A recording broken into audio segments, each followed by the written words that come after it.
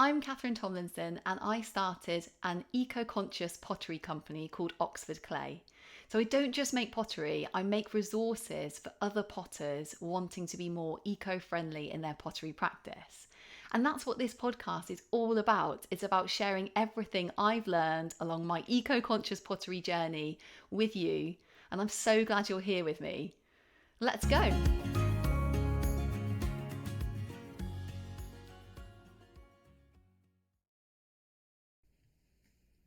Hello, everyone, and welcome back to the Oxford Clay Pottery Podcast.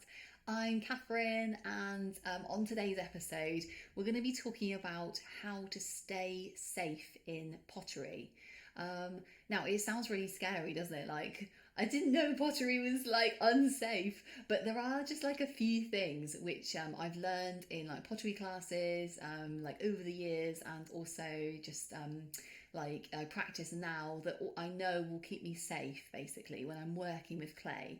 Because although working with clay is very safe, there are a few precautions that it's really good to take just to make sure that you just keep yourself safe basically, especially if you're working with clay over a prolonged time.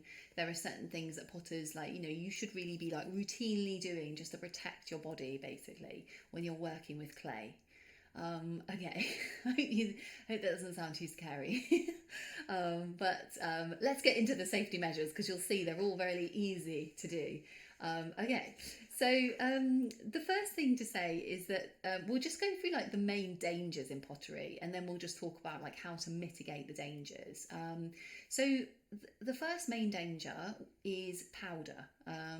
And clay powder, any kind of pottery powder, so it could be like powdered rock, powdered clay, you're scraping a pot that's making powdered clay, you're making a glaze that's like lots of different powders. You could be sieving, say like a plant ash, that's a powder. So powders are dangerous for your lungs, especially if you're using powders over prolonged time. So they can really damage your lungs. So you need to be making sure that you wear, whenever you're working with powders, say like you're making a glaze. So generally speaking, you don't have to do this if you're just kind of like, making pottery with wet clay. That's not a hazard. It's when you're working with the dry powders that you really need to be wearing a face mask. So say like making a glaze, sieving a material, like I said, like scraping a pot potentially can create clay dust. So yeah, though in those situations, you would need to be wearing an FFP3 face mask. So other types of face masks, they're not going to they're not going to protect your lungs enough. So an FFP3 face mask is a kind of level of safety. It indicates that it will filter out very, very fine particles, and it's got a kind of like a almost like a gill like kind of mechanism in the face mask that means that it doesn't allow those very fine particles through to your lungs. So the face mask kind of will create a kind of seal around held on, and then it will make sure that it's filtering out these very fine particles. Okay, so glaze making, you absolutely have to wear an FFP3 face mask for glaze making or any kind of sieving. Okay, so another way you can mitigate powder actually is by keeping your pottery space really clean. So that's why at the end of every pottery class, when I used to go to pottery classes, they used to say, "Okay, guys, tidy up time," and they used to leave quite a long time for the tidying up. So like if you're on the wheel, for example, you'd have to make sure your wheel was like absolutely spotless. Someone would be like wiping the table down, wiping, the chairs down. It sounds like clay got everywhere, but it generally sometimes gets on the chairs and the tables. And then, they would be like mopping the floor, after we left and stuff. So they would basically clean down after every class. They would make sure that there was absolutely no dry clay in that pottery studio, that wasn't like part of somebody's work, basically. So that's another way of just like making sure you're not going to have that like dry clay powder. Is just like keeping everything like super clean, like washing your tools. Just making sure say like if you get it all over your like apron or something, you can just like rinse your apron, just kind of like get that dry clay off, just so it doesn't form a powder basically. Okay, so the next thing to say is that, like on the same topic of powders, we'll talk about ash because if you're working with plant ashes, so plant ash glazing is a real passion of mine, and I absolutely love working with plant ashes. But the thing with plant ashes is they're actually caustic.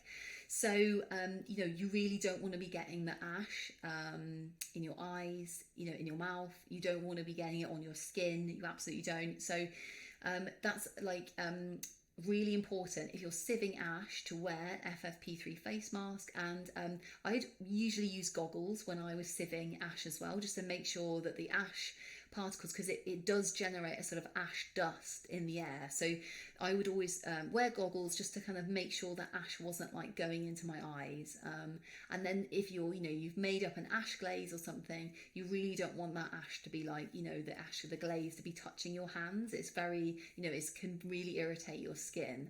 So so a sort of special cautionary note about ash.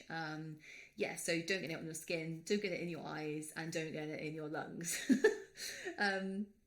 Okay, so the next thing is that the next sort of part in terms of safety in a pottery studio. So we've talked about powders, powdered clay in particular, and we talked about ash, being safe around ash.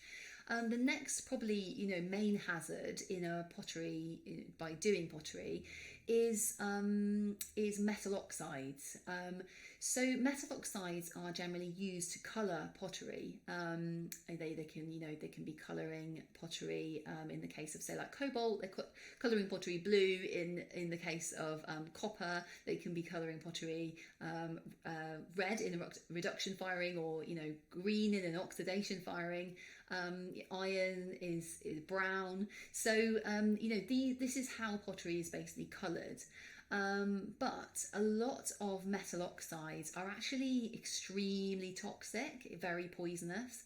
So when I was doing lessons in a educational setting, they would have some precautions basically that would keep everybody safe.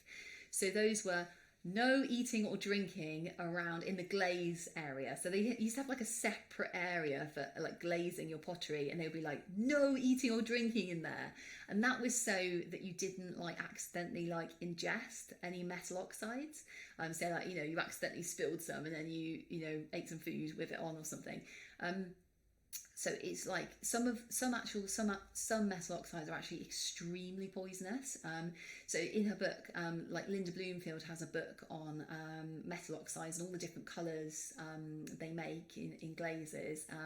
And basically she talks about each oxide and she says, how poisonous each one is basically. And there's some that are extremely poisonous. So it's really important not to get it on your hands, not to ingest it. Do not get it in your eyes, or don't breathe it in as well. So I would say that perhaps wearing a face mask when you're glazing, if it's already a wet glaze made up, that's probably something you don't have to do, but you would have to be washing your hands, making sure there was no glaze left on your skin or anything. And maybe wear goggles so it doesn't splash in your eye. But it's really when you're working with the oxide powders that probably a face mask is a good idea, because you don't want to be breathing in that oxide powder. No. So okay, so let me just look at my notes in terms of what see if I've got everything. Yeah, so I think we've done everything. I had put a note actually about glazing in a dust booth, but that is something that you probably would only really see in a kind of education setting, or a commercial pottery setting. A dust booth is really it is amazing. I actually never used it, but I saw people using it when I did pottery classes, and it's basically like a kind of box with a giant hoover behind it that basically sucks out anything that's creating dust. So people use it, people can use it if they're spraying glaze or something, and it's going to create this kind of powdered glaze in the atmosphere or something. This this dust booth thing. You basically switch it on. It's like a massive kind of extractor fan that like extracts any powder that's formed at all. You know, if you're spraying glaze, it just gets rid of it straight away. You know, sucks it up. So yeah, it's a very specialist piece of equipment that, like, you know, larger potteries would have, commercial pottery, or like, you know, if you're doing pottery in an educational setting, they might have one. Yeah, so that's not necessarily relevant, like, you know, for someone who like has their own studio, they're not really spraying. You know, I guess some potters would spray, so that, you know, might be relevant to some potters, but generally speaking, yeah, spraying pottery is quite a specialist thing to do. Generally paint it or dip it in the glaze. Yeah, okay, so let's do a quick recap of all the sort of hazards in pottery and how you can mitigate them. Okay, so the first thing is powder. So powder might seem really innocuous, clay powder, but it can really harm your lungs. So you really need to be careful with clay powder, okay, or any kind of powdered rock. Really careful.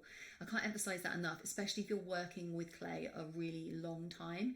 It just might not seem like it's a hazard, but you have to protect your lungs. Okay, so sorry, I'll stop going on about it, but like, yeah, okay, so anything that's powdered, always wear an FFP3 face mask. Make sure that face mask is, like, you know, high enough filtration to be protecting your lungs properly, and it's got a nice seal around it, so you're really not breathing in that clay dust or powdered rock. So that's the first thing, powdered rock.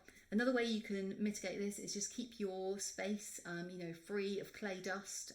Clean it regularly. Just make sure, you know, you're cleaning up after, you know, say like you make a pot or something and you're getting dried clay everywhere, you know. Just wipe it down with a sponge, basically. So it's kind of, it can be turned from a hazard into a non-hazard if you just have like a wet sponge, basically. Okay, so a special note about ash. We talked about ash, we talked about how it's caustic, and how you don't want to be getting it in your eyes, skin, mouth, like lungs. Just be really careful with ash. It's you know, is when you're, say, like sieving it, or when you're making a glaze with it, or when you're stirring it, or when you're dipping a pot in it. Just, you know, be wearing gloves and just make sure that you're, you know, looking after your skin, your lungs, your eyes, with ash especially. And then the third thing we talked about was metal oxides. So in terms of like toxicity, they're going to be probably the most toxic thing that you're going to come into contact with as a potter.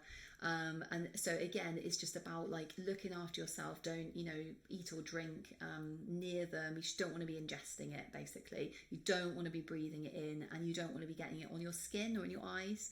So yeah, okay, so hopefully you're not too scared to do any pottery after like hearing that, but yeah, those are the main things really, just to be aware of in pottery, you know, in terms of like keeping yourself safe.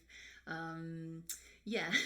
So yeah, hopefully you can have happy potting now, and you're not like, yeah, completely freaked out, but yeah, but thank you so much for joining me on this episode, and I'm really looking forward to seeing you on the next one. We won't be talking about like scary things on the next one, or, you know, like ingesting oxides, hopefully. So yeah, until next time, happy potting and see you soon. Bye.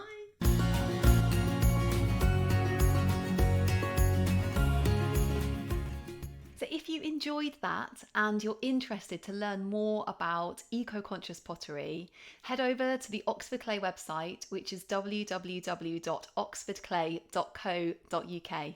I can't wait to see you there.